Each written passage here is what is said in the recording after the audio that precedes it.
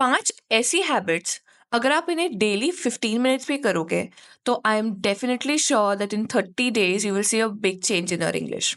Hello and नमस्ते everyone, मेरा नाम शुभ्रा है और आज हम 5 ऐसी हैबिट्स की बात करेंगे जो आपकी इंग्लिश को फ्लुएंट बनाएंगे। एंड उसके लिए आपको सिर्फ 15 मिनट की ज़रूरत है। 15 से 20 मिनट अगर आप ये सारी हैबिट्स प्रैक्टिस करते हैं तो आई एम डैम श्योर कि 30 डेज में you will see a big change in your English. So let us get started with our first and foremost habit. सबसे पहली हैबिट जो सबसे कॉमन है और जिसके लिए लोग लिटरली क्लासेस के लिए पे करते हैं, क्या कुछ नहीं करते हैं, दैट इज स्पीकिंग इंग्लिश। और वही हमारा मेन गोल रहता है। कई बार ऐसा होता है कि हम ऐसे एनवायरनमेंट में पले बड़े रहते हैं या हम ऐसे एनवायरनमेंट से बिलोंग करते हैं जहाँ पर इंग्लिश एक लैंग्वेज नहीं होता, बोला नहीं जाता, हमने कभी सुना नहीं, हमें कभी इन्वायरमेंट नहीं मिला। कई लोगों के ऐसे घरों में ऐसा होता ही है, that is very very common. ठीक है। एंड यही चीज़ के लिए इसी इंग्लिश को हम बेटर बनाने के लिए डिफरेंट डिफरेंट क्लासेस को ज्वाइन करते हैं। क्यों? क्योंकि हमें प्रोफेशनली बोलना पड़े, राइट। बट वॉट इफ कि हमारे पास वो भी एक रिसोर्स ना हो अवेलेबल। हम क्लासेस भी नहीं ले सकते, हम हम घर पे हमारा एनवायरनमेंट भी वैसा नहीं, तो हम बात भी नहीं कर सकते। तो हम करें तो करें क्या? करें ये कि आपसे जितना भी बनता है, जो भी बनता है, आप अपने आप से बात करिए। Self talk is the greatest principle of English. मतलब मैंने भी देखा है कई बार कि जो नेटिव स्पीकर्स होते हैं या फिर जो अपने इंग्लिश को काफी स्ट्रांग बनाना चाहते हैं, they often go for self talk. Self talk I know थोड़ा सा वियर्ड साउंड करता है, but when you actually do it ना, then it is the best that you can do to your English. अगर कुछ भी सुन रहे हो, किसी भी मूवी को देख रहे हो या कुछ भी आप कोई भी ऑडियो बुक आप पढ़ रहे हो, उसी के बारे में आप एक समरी अपने आप को मिरर के सामने बैठकर स्टार्ट कर दीजिए बताना। If you really feel that it's weird, then you can sit in the front of mirror. वो भी नहीं हो रहा तो आप अपने आप को रिकॉर्ड करना स्टार्ट कर दो। Habit number 2, listening to English media. सबसे ज्यादा कोर एक लैंग्वेज का होता है when you listen to something.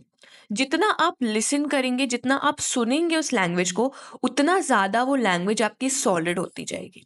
You are not good to go until and unless you actually imply it somewhere। अगर आप उसको imply करोगे, अप्लाई करोगे, then only it will take place of a good change। नहीं तो it won't do anything। Okay. तो आप listen करो, बट लिसनिंग के साथ साथ जो आपको कुछ नया साउंड कर रहा है, कुछ आपको ऐसा लग रहा है कि हाँ यार, ये कोई कोई थोड़ी सी ऐसी चीज है जो मैं कर सकती हूँ या कर सकता हूँ या लिख सकता हूँ, jot it down। jot everything down on a piece of paper and then try to start, try to get those meanings out of that, then start learning। ऐसे कर करके 1 महीने में आप कितने सारे शब्द इकट्ठे कर लोगे, कितने सारे आप सिर्फ शब्द नहीं, you can also go with phrases. Phrases भी आप कर सकते हो इकट्ठे। And listening has the greatest power. अगर आप डेली कुछ भी 15 मिनट्स के लिए सुन रहे हो, समझ नहीं भी आ रहा ना, just keep on listening, because there will come a time when definitely you will be able to understand कि सामने वाला बोल क्या रहा है। Habit number 3, reading. रीडिंग एक ऐसी एक्सरसाइज है जिसको अगर आप डेली करें तो you can literally touch the skies. I mean, not only आपकी इंग्लिश बनेगी but your personality would shift. Reading literally will help you in developing your comprehension skills. जो हमारा इंग्लिश का पार्ट रहता है या सबकॉन्शियसली जो हम इंग्लिश बोलते हैं ना, कि लोग बोलते हैं ना यार हमें सोचना ना पड़े, हम बस बोलते जाए, जैसे हम हिंदी बोल लेते हैं, हमें सोचना नहीं पड़ता ना कि अच्छा यहाँ पे कौन सा शब्द आएगा, वहां पे कौन सा शब्द आएगा, हमें ये सब नहीं सोचना पड़ता। हम जहाँ हिंदी बोलना स्टार्ट करते हैं या अपना नेटिव लैंग्वेज बोलना स्टार्ट करते हैं, वी जस्ट स्टार्ट, हम रुकते नहीं है फिर। सिमिलरली यहाँ पर भी हम रुकेंगे नहीं। ठीक है। रीडिंग आपका एक ऐसा हैबिट है जो आपका सबकॉन्शियस इंग्लिश बहुत बिल्ड करता है। क्योंकि रीडिंग डिफिकल्ट भी होता है और रीडिंग में आपके पास कोई पिक्चराइजेशन नहीं होता, but reading needs a lot of focus. आप इतना सा भी इधर उधर हुए, आपका वर्ड मिस हुआ, आपकी लाइन मिस हुई, and then you will be lost कि अरे इसके पहले क्या हो रहा था। Then you again have to start from that line that you lost, और you have to search for that line कि अच्छा हमने कहाँ से छोड़ दिया था, हमारा ध्यान कहाँ नहीं था। Even if you are reading 1 page और उस एक पेज में भी आप बहुत कुछ चीजें समझ पा रहे हो, that is when you are improving. कई शब्द ऐसे होंगे नहीं समझ में आएंगे, कई लाइंस ऐसी होंगी नहीं समझ में आएंगी। अब रीडिंग में ना आप ये नहीं कर सकते कि हाँ हम जॉट डाउन कर लेते हैं, बाद में मीनिंग निकाल लेंगे। नहीं, अब वहीं की वहीं हाईलाइट करो। जो नहीं, सबसे पहले तो जो नहीं समझ में आ रहा है उसे 5 बार पढ़ो। अच्छा ये लाइन समझ नहीं आई, ठीक है, ऐसे 5 बार पढ़ेंगे, ये ऐसा होता है, ये ऐसा होता है, ये ऐसा होता है, ये ऐसा होता है, and then you will see the change. Habit number 4, that is practicing English writing. अभी प्रैक्टिसिंग इंग्लिश राइटिंग में हमारा स्पीकिंग से क्या रिलेशन, मैं आपको बताती हूँ। जब भी आप बोलते हैं, जब भी आप सुनते हैं, तो वो चीज़ बहुत फास्ट रहती है। जब भी आप रीड करते हैं ना, कई बार वो चीज़ भी काफ़ी फास्ट रहती है। If there are good readers then the things are very fast.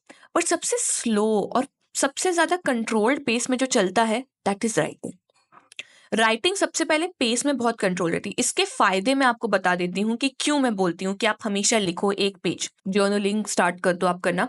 If you have read something about our country, start writing about our country. Whatever you have read, आप उसे अपनी भाषा में लिखना चालू कर दो। क्यों ऐसा होता है? सबसे पहले तो आपकी स्पेलिंग्स चेक हो जाती हैं।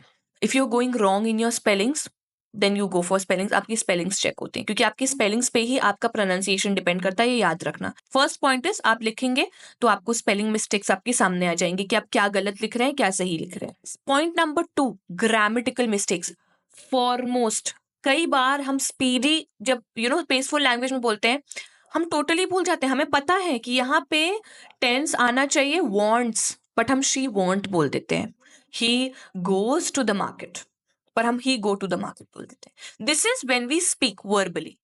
बट जब आप लिखेंगे ना, तब आप ये गलतियां नहीं करेंगे। 50% of the errors when you speak are not there in the language that you write. जब आप लिखते हैं वही लैंग्वेज को, तो 50% ऑफ द एरर्स नहीं निकलते।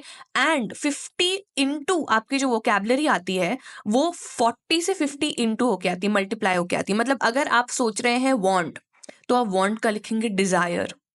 क्यों? क्योंकि आपको सोचने का टाइम मिल जाता है। व्हेन यू राइट, तो आपको सोचने का टाइम मिलता है कि अच्छा यार, ये चीज ऐसे नहीं ऐसे कर सकते हैं, ये चीज इसको ऐसे नहीं लिख सकते, ऐसे लिख सकते हैं। ये बेस्ट हैबिट है to take out your grammatical errors and work on them first, to check your pronunciation, and third and lastly to develop good vocabulary. Last habit, और ये एक ऐसी हैबिट है जो आपका लिसनिंग और स्पीकिंग पार्ट दोनों कवर करे। इस हैबिट को हम बोलते हैं मिमिकिंग नेटिव स्पीकर्स। ये एक एक्स्ट्रा हैबिट मैंने डाली हुई है। क्यों? क्योंकि मैं आपको बताती हूँ। अगर जैसे फॉर एग्जाम्पल आपने कोई भी मूवी देखी, या आपने कोई भी फ्रेंड्स का एपिसोड देखा, या आपने कोई भी वेब सीरीज का एपिसोड देखा, okay, and then you feel यार I really like this character, this character ये बहुत अच्छा है, ये बहुत अच्छा कैरेक्टर है, मुझे बहुत पसंद है। And for example the name of the character is Alex. Okay, I like this character Alex, and इसका इंग्लिश मुझे बहुत अच्छा लगता है। एलेक्स के कोई भी 4-5 dialogue that you like the most, ठीक है, जैसे आई डोंट वांट नो, ठीक है, I am going to the market, for example बोल रही हूँ मैं कि ये सारे डायलॉग्स हैं, 5 या 6 डायलॉग्स पूरे एपिसोड में से आप एक पेपर निकाल के उसमें नोट डाउन करेंगे। इस नोटेड डाउन आपके जो 5 या 6 डायलॉग्स हैं, उन्हें आप जिस तरीके से एलेक्स ने बोला था, उस तरीके से आप रिपीट करने की कोशिश करिए। ट्रस्ट मी, ये इतना इफेक्टिव है क्योंकि इसमें आप डायरेक्टली सही लैंग्वेज बोल रहे हो। इसमें ना कोई एरर है, ना आपको कोई मॉडिफिकेशन की जरूरत है। आपको सिर्फ बोलना है, जो आप लिख रहे हो वो आपको बोलना है। ये आपका सारा ही पार्ट कवर कर रही ना, ये आपका राइटिंग कवर कर रही है, ये आपका स्पीकिंग कवर कर रही है, लिसनिंग कवर कर रही है। अब इससे हो क्या रहा है, इसमें एक एडिड पॉइंट है जो बाकी के पॉइंट्स में नहीं है, and that is accent buildup. अगर आपको एक अच्छा एक्सेंट बिल्ड करना है in English, in this language, तो ये आप बिल्कुल इस एक्टिविटी को डेली करो, क्योंकि ये आपको बहुत हेल्प करेगा। क्यों? क्योंकि आप जो सुन रहे हो ना, आप वही रिपीट कर रहे हो। आप अमेरिकन इंग्लिश में सुन रहे हो कोई भी चीज, then you repeating that as the same, मतलब जैसे वो बंदा बोल रहा है वैसे ही आप रिपीट कर रहे हो। तो एक्सेंट में बहुत ज्यादा फर्क नहीं आ रहा, एक्सेंट ऑलमोस्ट सेम आएगा। सिमिलरली, अगर आप यही चीज ब्रिटिश में देखना चाहते हो, ब्रिटिश इंग्लिश में करना चाहते हो, तो आप ब्रिटिश इंग्लिश का कोई भी वीडियो देखो और उन्हीं के डायलॉग्स रिपीट करो, ठीक है।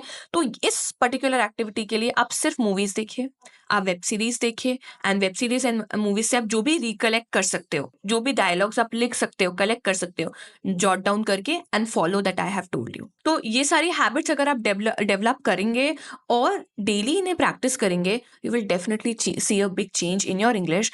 सो गाइज, आज के लिए सिर्फ इतना ही। I really hope that you like this video. Make sure to like, share and subscribe. Hit that bell icon for our latest updates.